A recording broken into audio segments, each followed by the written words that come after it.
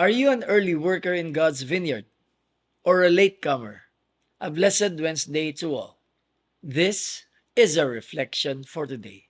Holy Spirit, make my heart open to the Word of God. Make my heart open to goodness.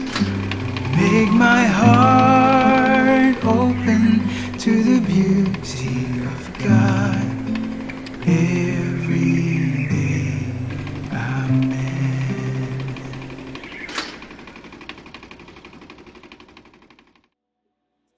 A 2019 article in the Catholic News Herald of the Diocese of Charlotte featured the story of Charlie Dobson, 93 years old, who may be the oldest convert to Catholicism in the history of the diocese. Dobson was raised a Southern Baptist and later embraced the Methodist and Presbyterian churches as an adult.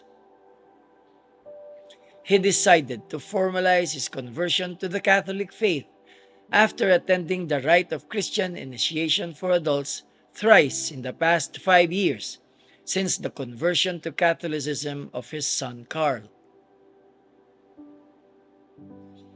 Having lived through the segregationist South, Dobson had a lifetime of experience embracing change and relating to people from diverse religious and racial backgrounds. He shared that the final hurdle he needed to overcome to formalize his conversion was the understanding that he could maintain his relationships with friends and family of the other denominations he had belonged to over the course of his life. He did not always find members of those former churches to be as accepting of his membership in other churches, so his complete acceptance at St. Eugene Parish has meant a great deal to him. Those who assisted the Dobson's journey were reminded of how, in John's Gospel, Andrew, who was a disciple of John the Baptist, was first led to Jesus, and who in turn convinced his brother Peter to come meet the newly discovered Messiah. This was reportedly the case with Carl and Charlie. Carl was the first called, and his faith and enthusiasm became the catalyst that prompted Charlie to come and see. Charlie Dobson's life journey is a reminder that God's call for all to return to his vineyard never ceases. All are invited, and none are too early or too late for his mercy and generosity. In today's gospel reading, the Lord Jesus lays down an important kingdom principle in the parable of the vineyard.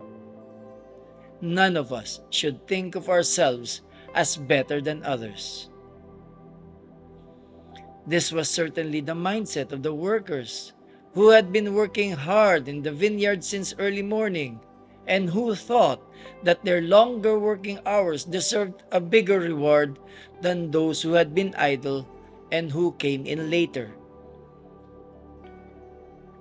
Idleness, in light of the parable, is not so much laziness or inactivity as it is simply people's failure to work in the vineyard. A person who had been very busy and had achieved so much in life, if it had not been directed towards God and eternal life, had been idle. In other words, idleness is a life that does not bring one closer to eternal life. Everyone comes to the vineyard at different moments in life. Some had been lifelong disciples of Jesus, and some decide to believe only toward the end of their lives. Yet in God's kingdom, both groups are treated the same. By human standards, perhaps this is unjust.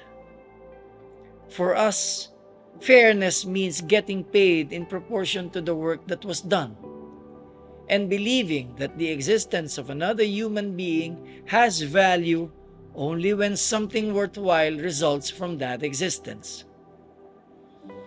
Yet God's sense of justice is far different from ours.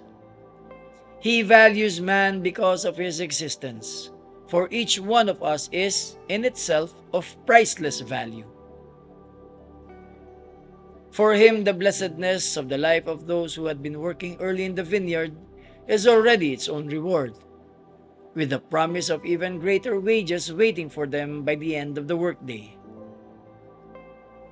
For the latecomers, the only reason they receive the same reward is because of the merciful generosity of the owner of the vineyard. Being employed in the vineyard is already cause for gratitude. Whoever has worked there has done everything required of him and has thus earned the highest wage. Let us pray. In the name of the Father, and of the Son, and of the Holy Spirit. Amen. Our Father in heaven, I give you praise and thanks for calling me to be a laborer in your vineyard. I pray that you open the eyes of my heart and give me a deeper understanding of your ways. Teach me to align my thoughts with your truth, to trust your heart, even when your path is hidden. This I ask in Jesus' holy name. Amen. In the name of the Father, and of the Son, and of the Holy Spirit. Amen. God bless your families, brothers and sisters. God bless Couples for Christ and our Catholic Church.